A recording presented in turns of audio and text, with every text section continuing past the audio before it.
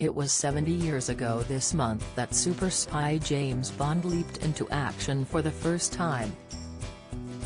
He began his dazzling undercover career chasing evil mastermind Julius No through the pages of Ian Fleming's debut novel Casino Royale on April 13, 1953.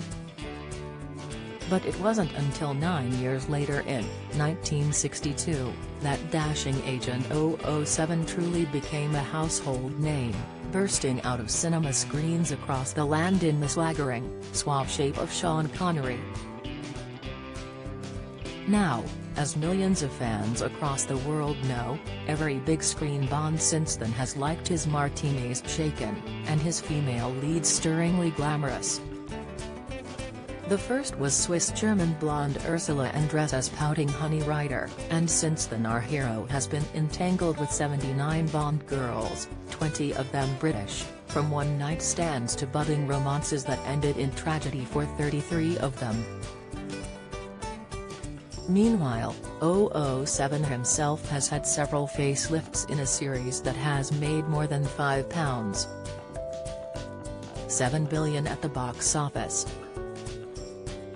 There have been 25 official movies, in which Connery was followed by George Lazenby, Roger Moore, Timothy Dalton, Pierce Brosnan and Daniel Craig as Bond. David Niven played 007 in one of two unofficial adventures, 1967's Casino Royale, with Connery reprising the role in 1983's Never Say Never Again.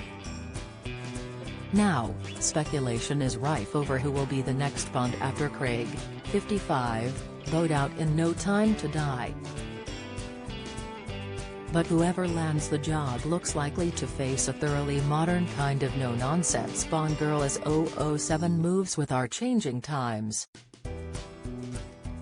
Fleabag creator Phoebe Waller-Bridge was brought in to work on the script of No Time to Die, wanting to change the way women were portrayed. And this country comedian Daisy May Cooper is being tipped to play M in the next film. But former Bond girl Luciana Paolucci, 85, reckons one thing won't change, and that's the fame of being with James. She played assassin Fiona Volpe alongside Connery in 1965 romp Thunderball. She says, "It was incredible. You were suddenly on every cover of every magazine in the world. There was nowhere afterwards where I wasn't recognized. Sean was a pleasure to work with. We stayed friends. He's my favorite Bond. I never imagined it would go on this long." No Time to Die made £96 million in the UK in 2021 and £575 million globally, all those years after a former personal assistant to Britain's Director of Naval Intelligence in the Second World War decided to write a spy novel to end all spy novels. Fleming was living in Jamaica, in a house called GoldenEye, after a mission when he knocked out Casino Royale. His biographer, Andrew Lycett, says, "It was quite racy for the time and was even branded a sort of pornography." After that, Fleming wrote a Bond novel a year, then Dr. No, from 1958, was made into a film shot in London and Jamaica. Audiences lapped up the exotic locations. Ian Kinane, of the International Journal of James Bond Studies, says, "The Bond films marketed sex, foreign travel and international intrigue. And Bond is part of the British psyche, a national icon. Now, however, he's learned the importance of staying relevant." Ian adds, "The No Time to Die script promised to revolutionize Bond's misogyny. This film represented the live or let die moment of the franchise. So 007 will live on, but facing a different era of Bond girls. Of the 79 Bond girls to grace our screens, 20 have been British. Here are 6 of the most memorable ones. Teresa Di Vincenzo, Diana Rigg.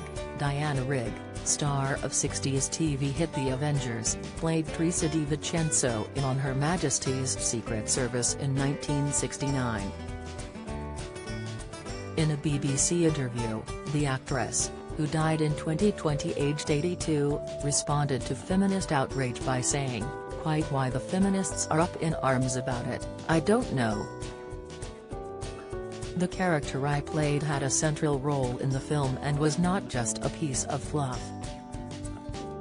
Jill Masterson, Shirley Eaton. Shirley, now 86, suffered one of the strangest Bond girl deaths as Jill Masterson in 1964 film Goldfinger.